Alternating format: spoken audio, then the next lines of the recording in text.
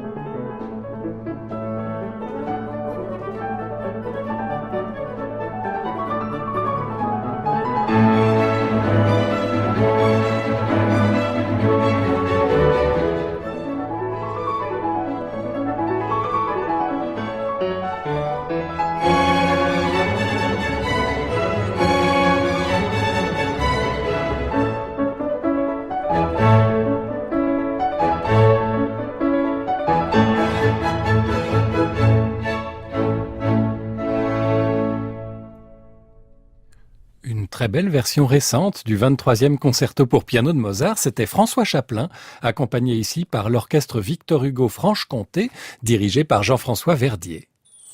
La Fabrique des chefs, Christian Merlin, France Musique. Vous avez peut-être senti cette sensibilité lyrique naturelle avec laquelle le chef Jean-François Verdier se lovait littéralement dans la sonorité du pianiste François Chaplin. Cela rappelle que d'une part, c'est un instrumentiste avant, clarinettiste, qui est donc habitué à respirer, et c'est aussi un musicien d'opéra. Il joue, je vous le rappelle, à l'Orchestre de l'Opéra de Paris, où il est clarinette solo. Ça fait de lui un chef lyrique dans l'âme. D'ailleurs, il dirige très bien l'opéra, et la saison prochaine, on pourra l'entendre diriger Werther au Capitole de Toulouse. En revanche, il y a un choix qu'il n'a pas fait, c'est de quitter son poste à l'orchestre. Autrement dit, il mène de front les deux carrières. Ça n'est pas le cas de tous les chefs instrumentistes. Beaucoup ont dû prendre une décision à un moment donné s'il voulait vraiment entrer dans la grande carrière de chef d'orchestre. C'est le cas d'une femme, Susanna Melki, finlandaise, que vous connaissez ici parce que, notamment, elle a été directrice musicale de l'ensemble intercontemporain. Ce qu'on sait moins, c'est qu'avant, elle était violoncelle solo de l'orchestre symphonique de Göteborg, en Suède, sous la direction de Némé Järvi, un très grand chef, avec lequel elle a beaucoup appris. Et là, le violoncelle solo est tout près du chef, a donc un poste d'observation idéale pour regarder comment il fait. Et une fois que l'instrumentiste d'orchestre passe à la direction, il a une forme d'avantage, c'est qu'il connaît l'orchestre de l'intérieur. Il connaît donc les attentes des musiciens d'orchestre, leurs réactions. Susanna Melki le dit très bien dans une interview. On lui demande quel est l'atout pour elle d'avoir fait partie de l'orchestre. Et elle dit « Je n'oublie pas pourquoi le chef est là. Les instrumentistes ont besoin d'informations spécifiques. C'est un rôle très pragmatique. Je sais aussi qu'un orchestre, au-delà des individualités qui le composent, a une personnalité propre. Les musiciens respirent et ressentent au même moment. Et ça, elle est capable d'en tenir compte parce qu'elle vient de l'intérieur. Susanna Melki, je vous l'ai dit, est connue en particulier pour son rapport à la musique contemporaine, même si depuis, elle a considérablement élargi son répertoire, mais à Paris, c'est encore avec ce domaine-là qu'on l'associe, et je vous propose précisément d'écouter un extrait d'un des enregistrements qu'elle a fait avec l'ensemble intercontemporain, celui d'une des plus belles œuvres de Bruno Mantovani, les Sette Chiese.